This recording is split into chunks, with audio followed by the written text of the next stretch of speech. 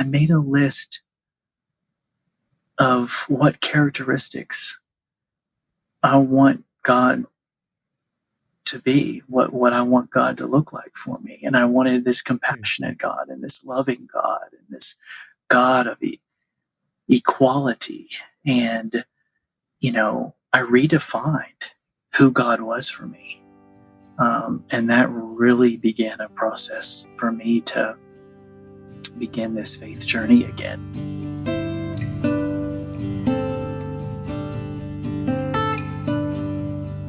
Hello and welcome to Out Loud. Out Loud is a podcast by and for queer people of faith in the South. Here we tell our stories of varied religious upbringings, messy coming outs, and the gift of community with one another. I'm your host, Greg Thompson, and the voice you just heard was Alan Whitley.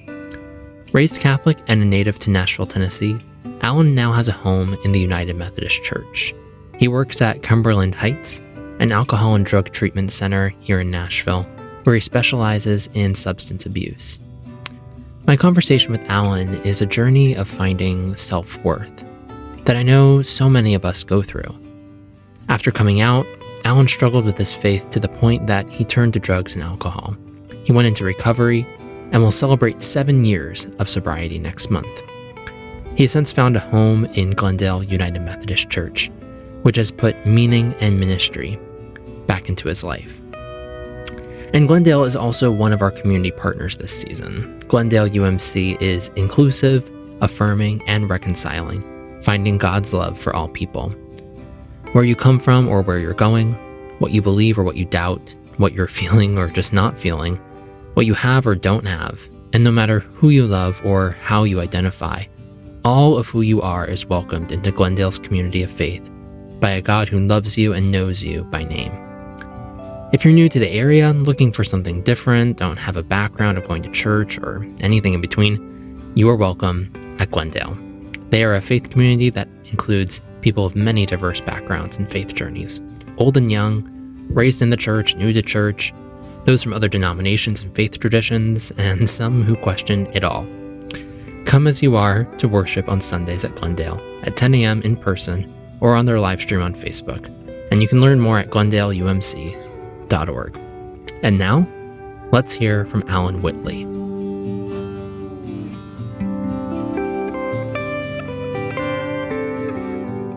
Welcome to the show. Thank you. I'm glad to be here. When we first spoke a few weeks ago, before sitting down to do this interview, something that you said really resonated with me and why I do this show. You said telling my story helps heal me, and I've just noticed that for myself and for others too. And so I'm just really excited to have a fuller conversation with you tonight and to kind of open up your story a bit. And so where I kind of want to start is just talking about your faith. Could you tell me a bit about what your faith was like growing up, just to get us started? Yes, absolutely.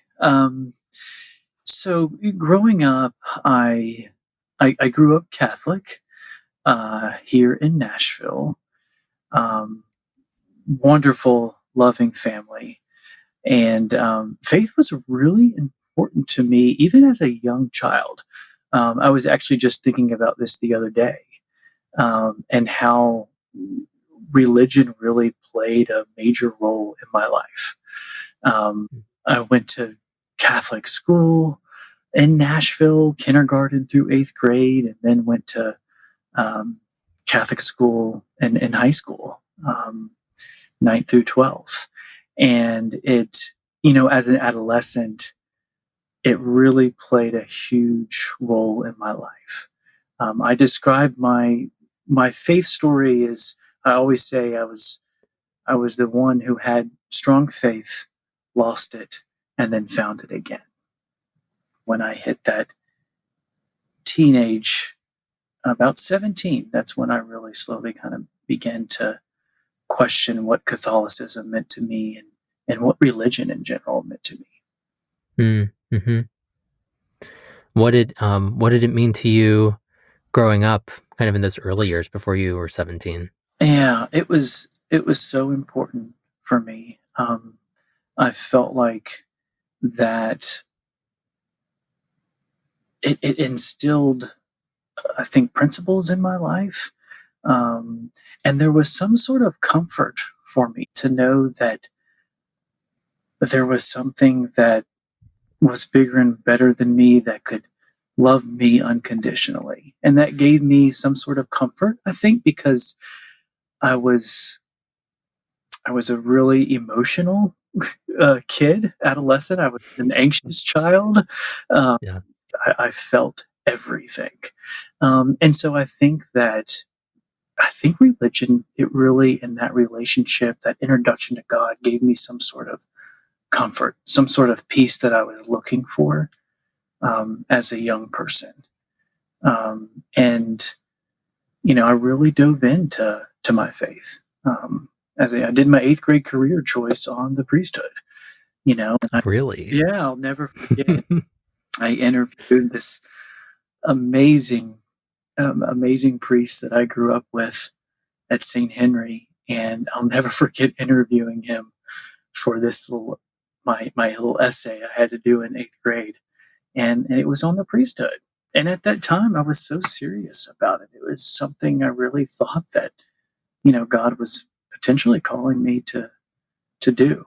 Um, and yeah, so I interviewed him for Hmm. my career choice. What did your family think about that?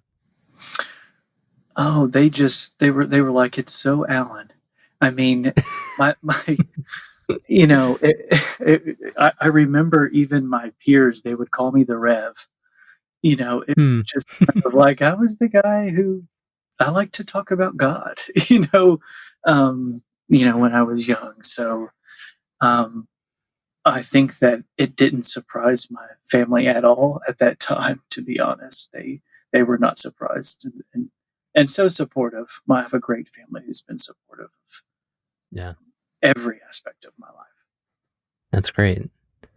I know it's Catholic families are always it's kind of a running joke that they have lots of kids and all of them are going to get married and have lots of babies, and if not, there's going to be a priest, and Yes, that's yes, just like the pride and joy that of their is it. family. Yes, And then you can do all everyone's weddings and all the funerals for the whole family, and everyone's happy. yes, So I'm yeah. sure they were You're thrilled.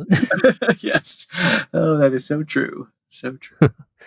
So what happened? Like walk me through what was going on when you turned 17 and you started asking questions. What was going through your mind then? I was 15 years old when I came out to my mom, um, Mm, and I came out as gay, um, and that, and I didn't want to be, and I felt like I had this huge conflict in my life, and at that time, I felt like there was a choice I had to make, and that choice was either you can continue on and be honest with who you are and not have a relationship with God or any sort of religion, or you can choose to have a relationship with God, be active in your faith, and be quiet about being gay. hmm And ultimately, that was a choice that I didn't want to have to make, and that Yeah. caused so much conflict in my Mm, life. And I really, that's really when I began to really disassociate myself with religion and with God, and with church. And you know, I guess ultimately, when I think back, I made that decision to kind of say, "Hey, this is who I am. I'm gay." So, and I felt like at that time I couldn't be a man of faith. hmm. It sounds like you were pretty confident though, like at 15 coming out, and that it sounds like you wanted to really live into that first and foremost, that maybe the faith piece was something you would figure out after that. Yeah, kind of how it was? I think that's pretty accurate. When I look back, I mean, I was very verbal about this is who I am. Yeah. And if you don't like that, um, I think I acted more like I don't care. I really, really cared though. I really Yeah. wanted people to love all of who I was. You know, I was kind of a goody goody growing up, and I mean, I wanted people to like me. It was really Yeah. important for me. And, you know, I was pretty out loud about who I was. Mm. And, but there was sadness inside that whole time. Yeah. I bet. I I relate. Yes. I relate hardcore. How was it coming out to your family? I'm so blessed. I mean, let me just say how privileged I am when it comes to a supportive family. I, my mother is amazing. I'm a mama's boy, and she's been so supportive. I was 15 when I told my mom, and I was on a three-way call in my bedroom with two of my friends, and at that time they knew I was gay. I had told them, Okay. and I said, I think I'm going to go do it. And they said, go do what? I need to go tell my mom that I'm gay. And I mean, they were scared for me. I'll never forget it. And I walked downstairs, and my mom, she was sitting at the computer actually. I'll never forget it. And I was shaking, and she turned around and she said, what is wrong? Oh. Started crying. I just lost it. And my exact words were, I think I'm gay. Mm-hmm. She just hugged me. She brought me out. She brought me to the couch, and she set me on the couch, and she just hugged me and she held me. And she said, you're my son, and I love you, and we'll get through this.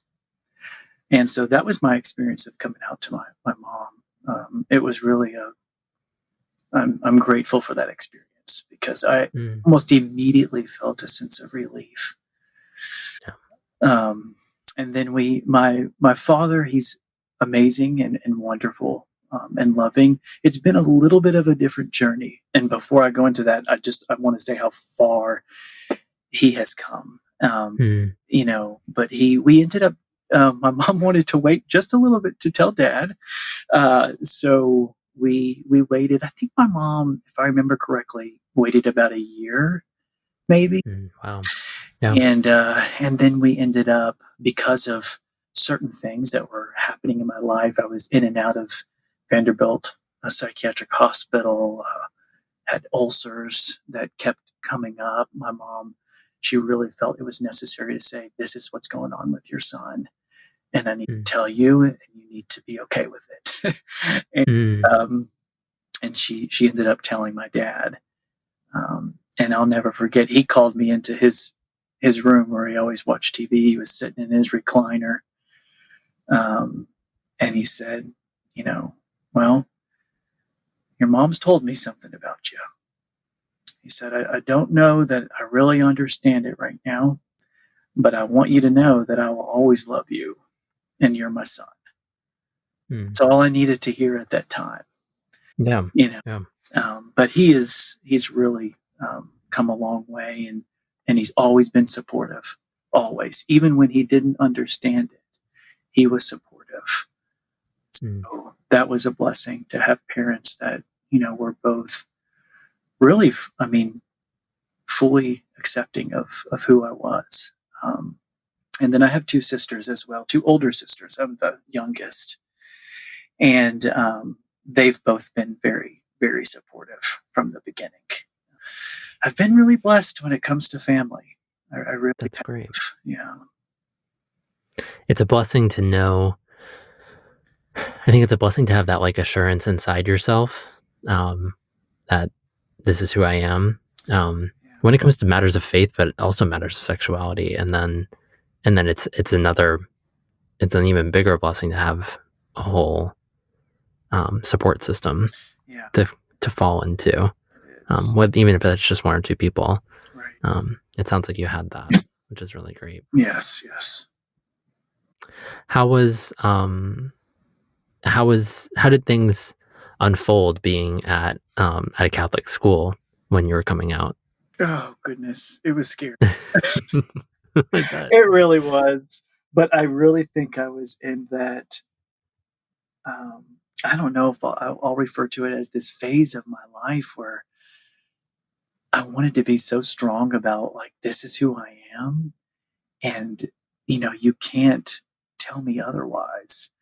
And it's so interesting because I was hurting so much inside. Listen, when you're in a high school at that age, you're going to have people that are going to say mean things. Um, Mm-hmm. and there were definitely people who said mean things, um, but there was also such a large amount of people who really loved me and supported me in high school. Um, I think what was the most hurtful for me was hearing those bits and pieces in your religion class when you hear that it's a sin. Mm-hmm. That is what devastated me. That's what hurt. Um, and I really was someone who had that. I didn't discover this until later on in my life, but that internal homophobia. Mm-hmm. Because I really believed what I was being taught in religion class or by religious leaders. I believe those things, those false teachings that it's a sin to be gay, and that hurt. Yeah. And I began to actually, I was my own worst enemy. The one who really, I think I was more mean to myself than anyone else was to me.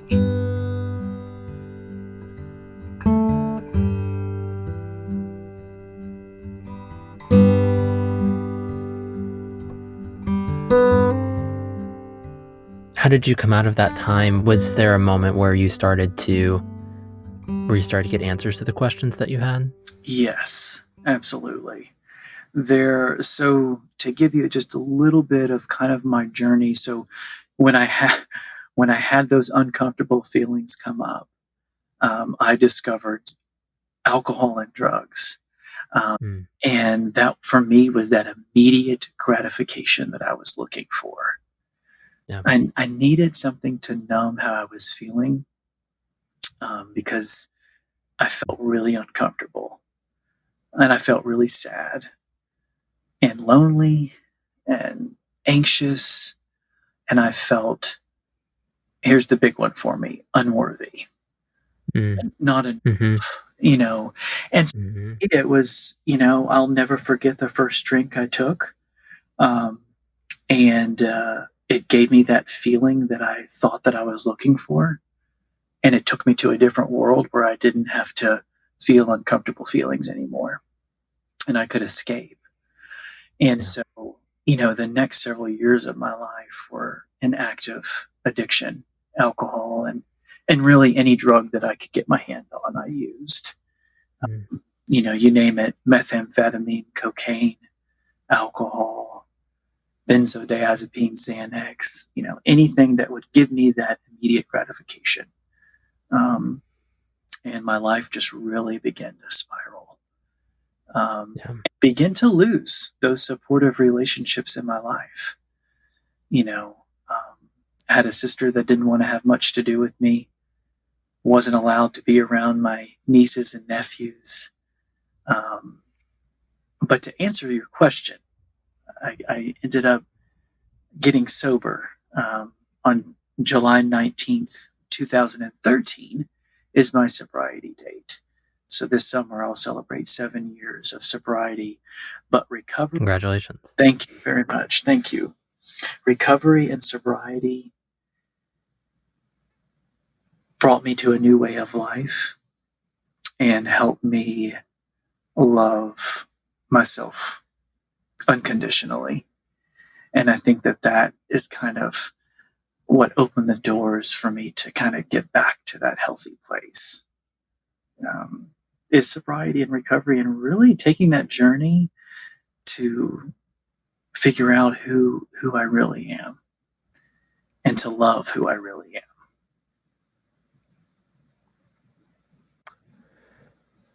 It's so important, and Yes. thank you for opening this up and sharing this, because I think it's not uncommon to have these these feelings of I'm not worthy, um, when we come out and society says one thing, but then also when we come out and our church says one thing. And so, yeah, there's just all kinds of like emotional and mental pain that kind of gets factored into that, and it's hard. It's so hard. So much. And we look at that as, when I think of a sanctuary, when I think of a church, when I think of religion, you want to think of that as a safe place. Mm-hmm, And mm-hmm. it became a very, very unsafe place for me, and that was so devastating. And I think that is ultimately what took me down. That I think religion and church and faith and people that I looked up to who were religious, when they tell me that I am wrong, or I'm not worthy, then, or I don't have a seat at this table, that really, really hurts. Churches need to be a safe place, Yeah. And Yeah. unfortunately, that's not always the case. Yeah.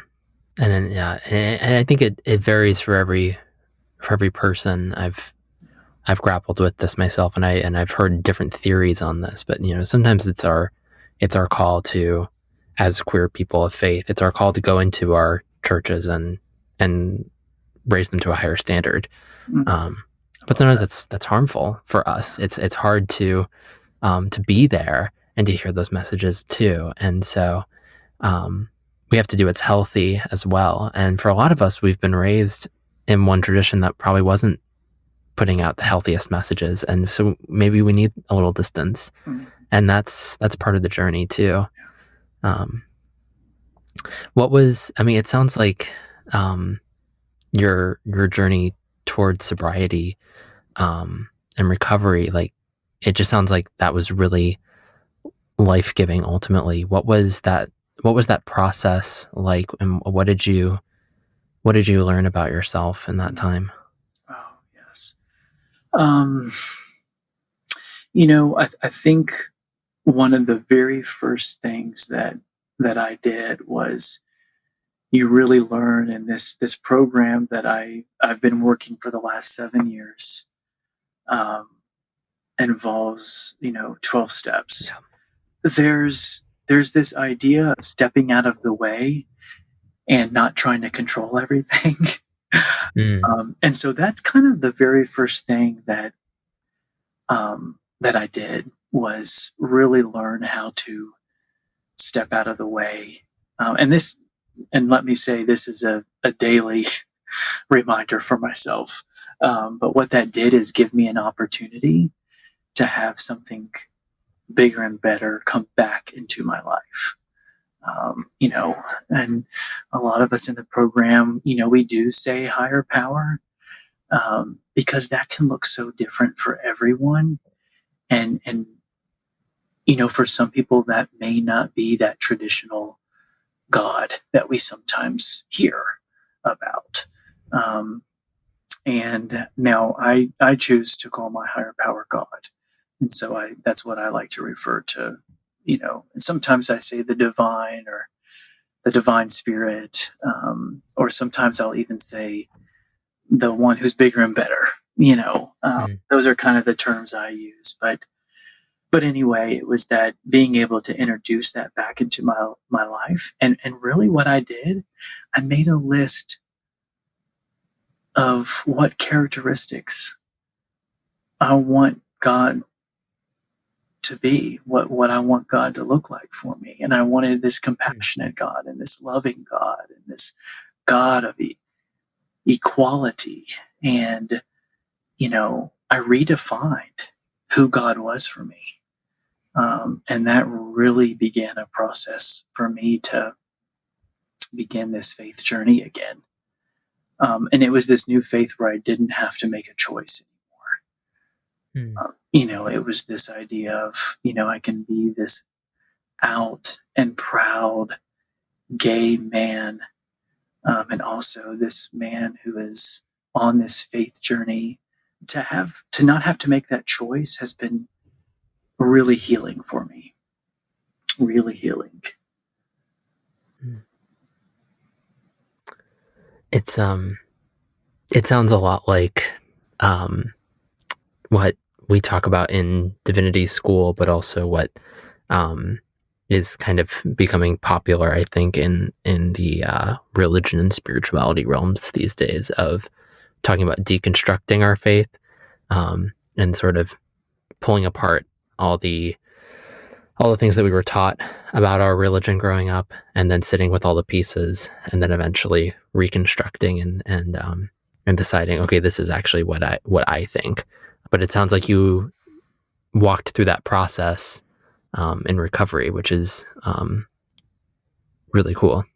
It's really nice to have kind of people around you that you can relate to, and that they can relate to you. That fellowship, that community, that we seek to find in church. I was able to really find that in recovery. And I'm like, oh, I'm not alone. Oh, you feel Yeah. like this too. Oh, you are a gay man who, um, had wanted faith and didn't feel like you could have both, and turned to drugs and alcohol. And to have that people around me who I could relate to was helpful as well. And this idea that faith is, it changes for me every day. And I think there's some Mm. beauty in that, like I can reconstruct and deconstruct on a daily basis. And I love that. And to be okay with that, to be okay with, what, today, my faith is just, it's not there. It's not strong today. And to be okay with that, I think has helped me too. That's part of the journey. We don't always talk about that, though. We want to talk about faith and belief, but we don't always want to talk about doubt and um and fear or shame or anything like that. It's not as glitzy. Exactly. And that's so Yeah. true. And that's why one of the things I do now, where I'm actively involved in church, I say, I give a welcome message. And part of that welcome message, I always say, no matter what you believe or what you may doubt, you are welcome here.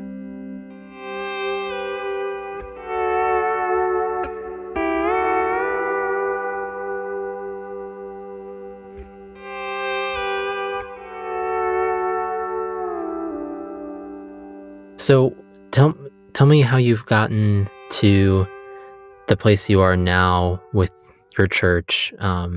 What was what did you eventually reconstruct here for yourself, as far as the faith that you've chosen to practice? Well, I fell in love. No, I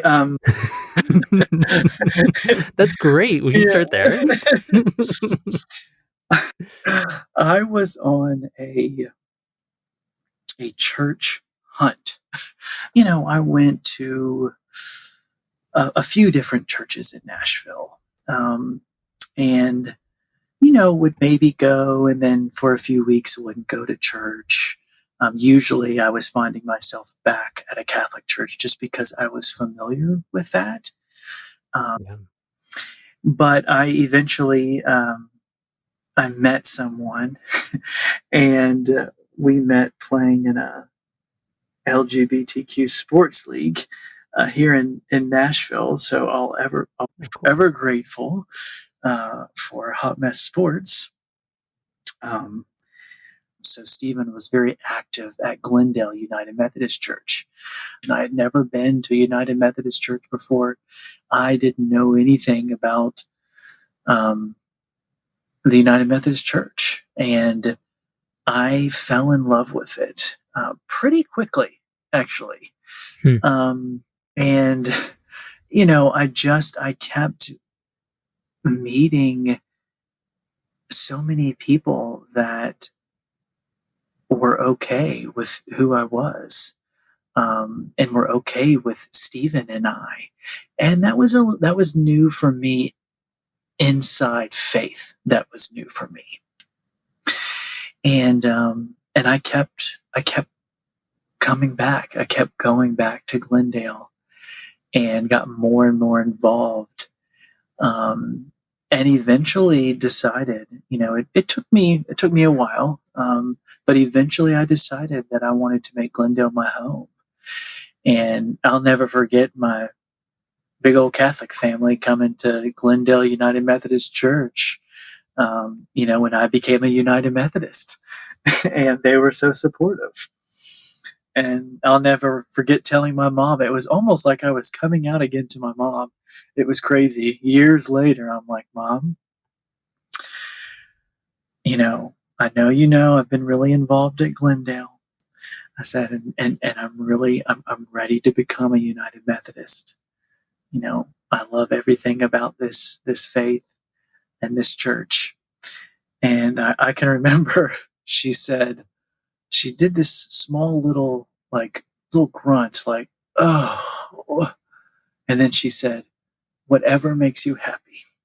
So, and that was my Catholic Mm. mom, just, she, and then my dad jokingly said, son, once you're Catholic, you're always Catholic. So, but he was kidding. And I've made Glendale my home. I'll never forget where it was 2017 when we decided that we were going to change a few things about Glendale, and we were going to be more verbal through our word and our action about being an inclusive congregation, an inclusive sanctuary. And through that, we've seen a lot of growth. It's amazing what happens when you start, living out compassion and love and equality. And we're a safe place, and that's been important for us. We're a safe space for people. A lot of people who come to Glendale are wounded. They've been wounded by the church, or they're looking for a place that's full of love and compassion. And that's what Glendale is, and that's what it's been for me. So it sounds like you really found a home at Glendale. How has it been sort of adjusting your theology, your religious practice from traditional Catholic Mass? To be honest, in the beginning, it was it was unfamiliar. It was different. And I would be lying if I said that there were not, when I'm sitting in service at Glendale, if there weren't things that I missed about, a Catholic Mass. It's really been wonderful for me to get introduced to something different outside of that Catholic bubble as well. And it's been wonderful. It's been wonderful to be someone who is gay and someone who is able to have an opportunity to be a leader, the church. And I don't know if that would be granted to me in the Catholic church or where I grew up. I don't know if that would happen. But it has been a little bit of a journey to adjust to, something that I wasn't familiar with. What are some of those things that you feel like you're getting licensed to do now? It One of them is I am the lay leader at Glendale, and I'm able to really be a bridge between um, the community, the congregation, and the pastor. And I love that. I love giving the welcome message every Sunday morning um, to the community, and that message is, I think it's really defined who Glendale is.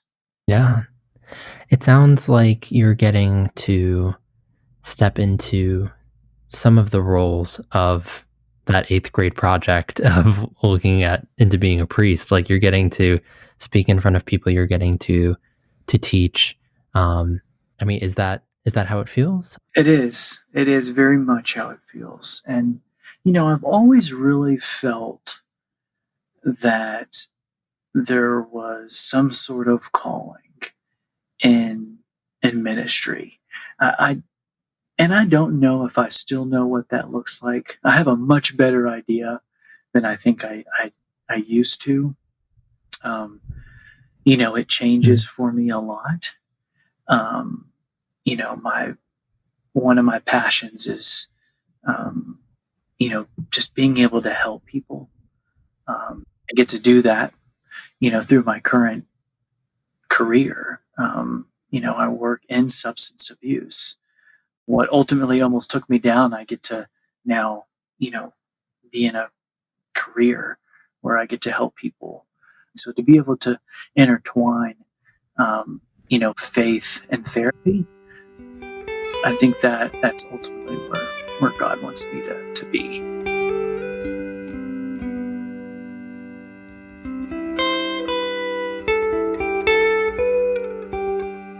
The idea of intertwining faith and therapy, that's such important work, I think, because the spiritual um, and the spiritual realm as well as mental health just are so intertwined. How do you envision those coming together for you? For me, that looks like really being able to address and heal and talk about mental health and substance abuse inside and outside of the church. And I think you're right. I think spirituality plays a really, really big part in that for people. Maybe not for everyone, but for a lot of people, that healing journey, Mhm.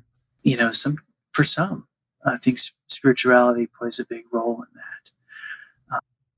You talked earlier about uh, coming out, or kind of in that first, maybe it was in the first year of recovery, um, defining who you wanted God to be for yourself. Mhm. Um, has that changed? What does that look like now?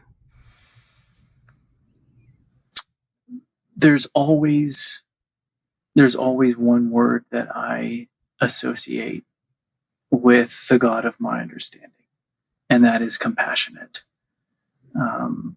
The God of my understanding is someone who, you know, loves all of who I am. And I mean, God is love, and that is really how I define that for me. And I think there's so much beauty also in that. There's days when I do doubt. Um, I had someone send me a message today, and they asked me, they said, "What's the scariest part for you when you take that leap into faith?" And my answer was the uncertainty. For me, there's so much uncertainty in faith, and I think that's okay. I think that's actually really healthy, um, Mm. and that the God of my understanding can take it when I'm angry, when I'm angry at God, or when I'm angry at life or at myself, and that's okay. I think the God of my understanding is just um, okay with all of who I am, the good, the bad, and the ugly. Mm. That's comforting for me. Yeah. Yeah, I think, I mean, just hearing your whole story, it's like you knew who you were and who you wanted to be from so early on. It's incredible. And it's really, I mean, and I feel like I relate to this a ton. Like, it just, so much of this journey we kind of go on after those early years of life is almost kind of just convincing everyone else that that's okay. Right. When really it's also kind of partially convincing ourselves that's okay, like that all these things about us belong. Um, Right. and it's a really beautiful journey. Yes, it is. What advice might you give to people that are on the cusp of coming out, or on the cusp of especially coming out in their faith tradition?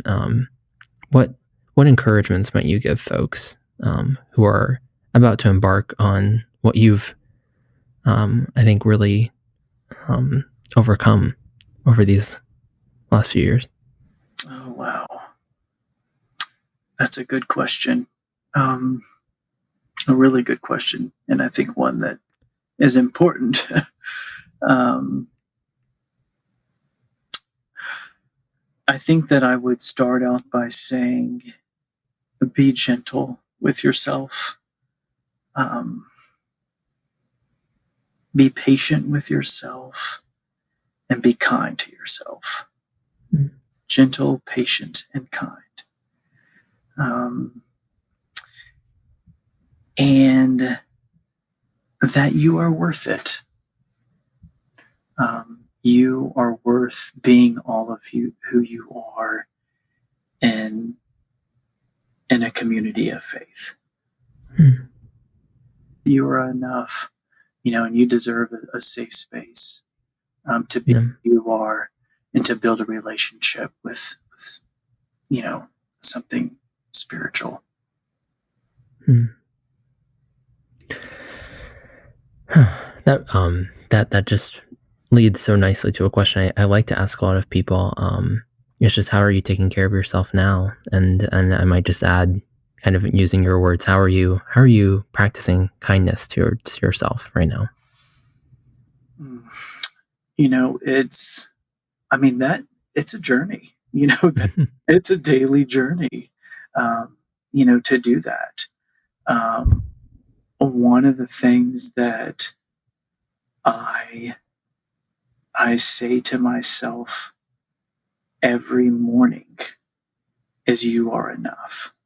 Meditation is not easy for me at all because my mind is constantly in thought. um, but I've really grown to love labyrinths, and so I've been kind of practicing that to take care of myself and to be with me, and to step away from the hustle and bustle of life, um, you know, relationships and work and school, and there are days when we aren't kind to ourselves. So for me, it's kind of being still and being present and in the moment, Mm. and saying those things out loud. That Mhm. you are enough. Mm. What are and recognizing that for some folks, labyrinths may be something they haven't really practiced before. What's kind of your approach toward going into a labyrinth? I've heard of some different ones. I'm one who, I have to have something that I'm, potentially like reading or saying out loud to myself as I'm walking through a labyrinth, this walking meditation. It could be a prayer of some kind. It could be even, a small scripture that I'm focusing on, or it could be me just focusing on how I can be more kind to myself. And I think about those as I walk the path to the center of the labyrinth. And then when I get to the center, that's when I can really be still. I can be in prayer. Um, you can sing a song, Mm. do whatever you want. And then as I make my way back out of the labyrinth, that's when I really kind of look at what I'm letting go of. And for me, it's letting go of some of those character defects. It's letting go of those, maybe some of those unkind things that I say to myself or to others, and being able to let those go in that moment. That's beautiful. Is there anything else that you'd like to add before we close? Oh, just gratitude for this opportunity, just to be able to kind of share some of my story. You kind of talked about it in the beginning, Greg, but I almost,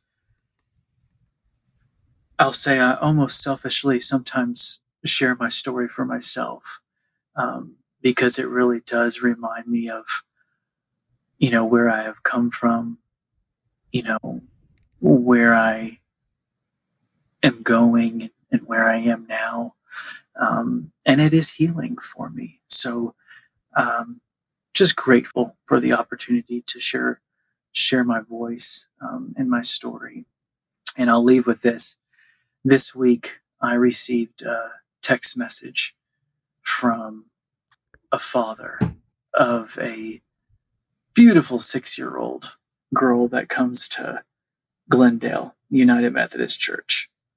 And whenever Stephen and I walk in the doors on a Sunday, she does one of those running hugs, runs down the hall and just wraps her arms around you, and it kind of takes all your pain away. Those hugs. That's what she does every Sunday.